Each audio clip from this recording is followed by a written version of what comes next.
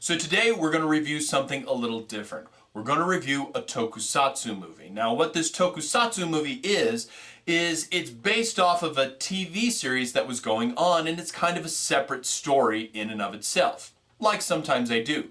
So let's get this thing started. Henshin!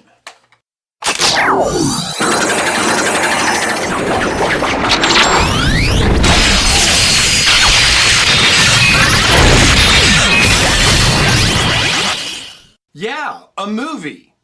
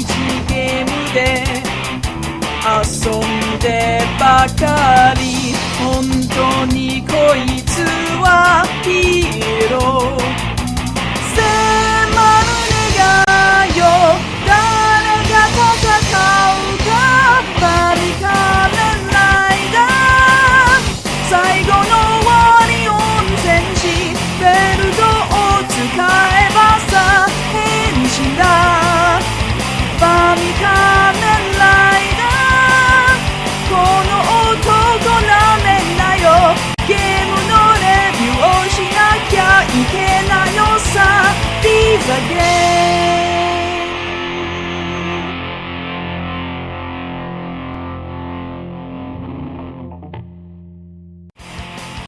この番組はグランドスポンサーの提供でお送りします。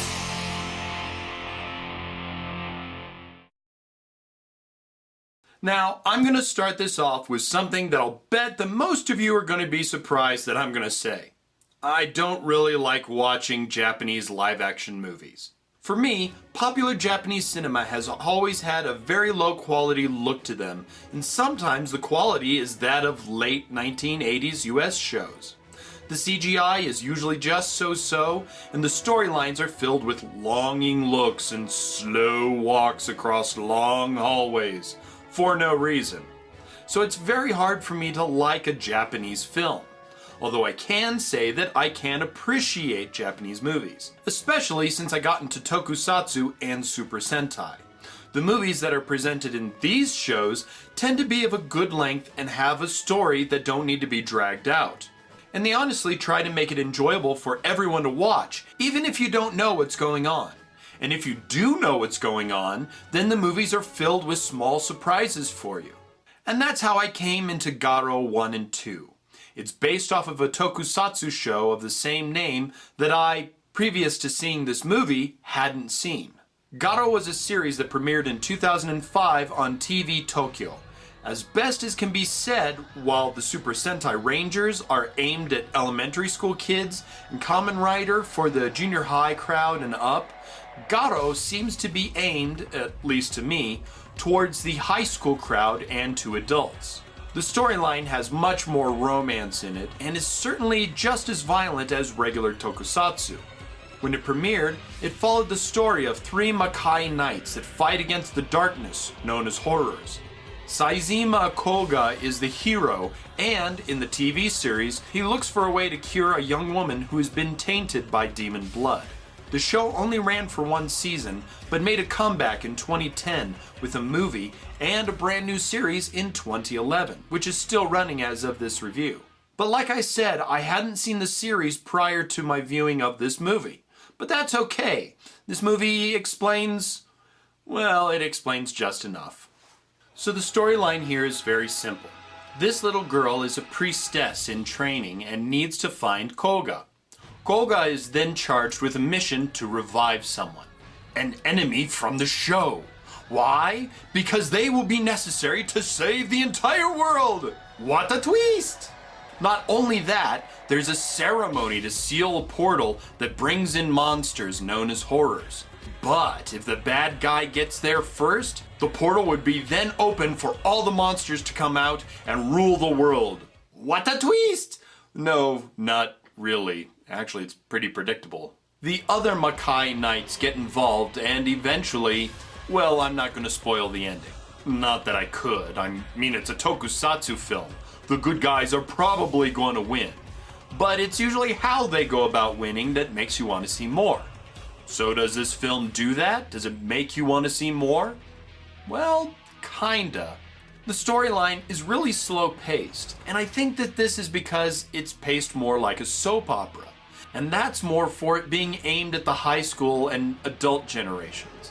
I mean, we do get to learn a little bit more about Koga's dad, the previous Garo, and wow, he looks seriously kick-ass. I mean, I hope I look that good when I'm his age. Oh, crap. I am his age.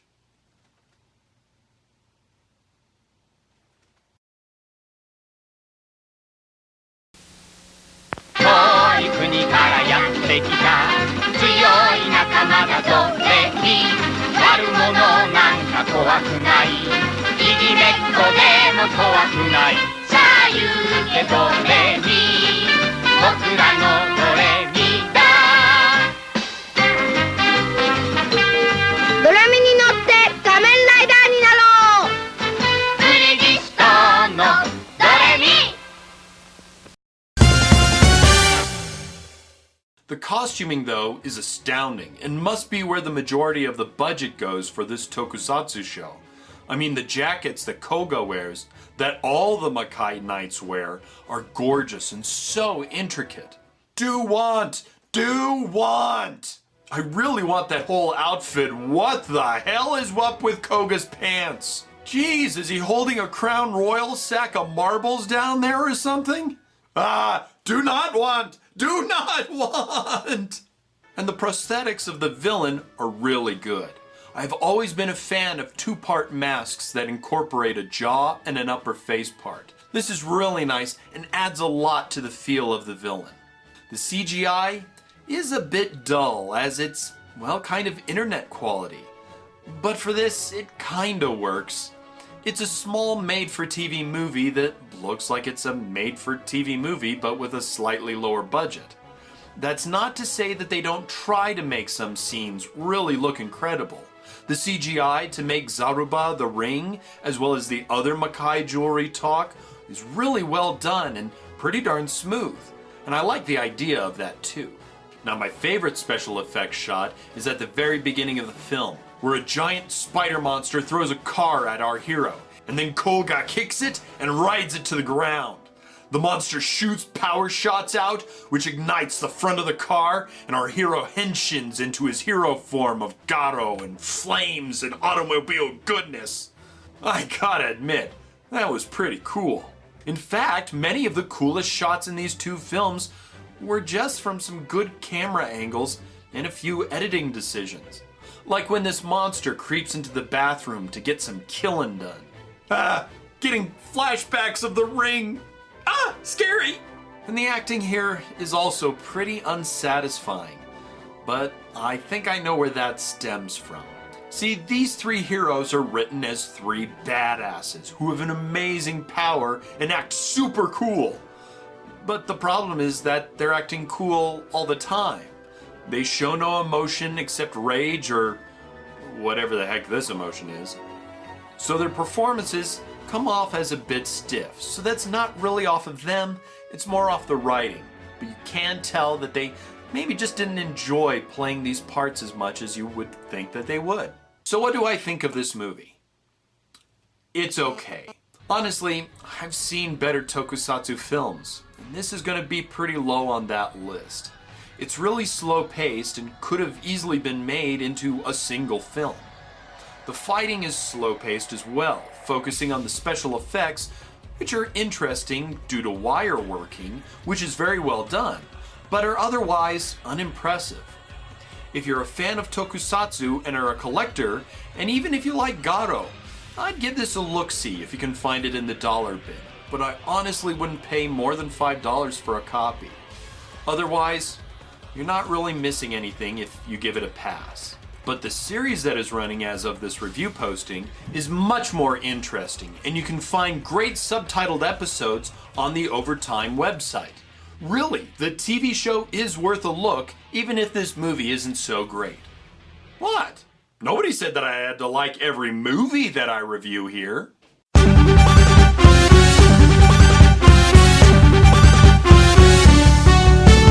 ワリオン戦士の名を背負い、世界平和を守る者。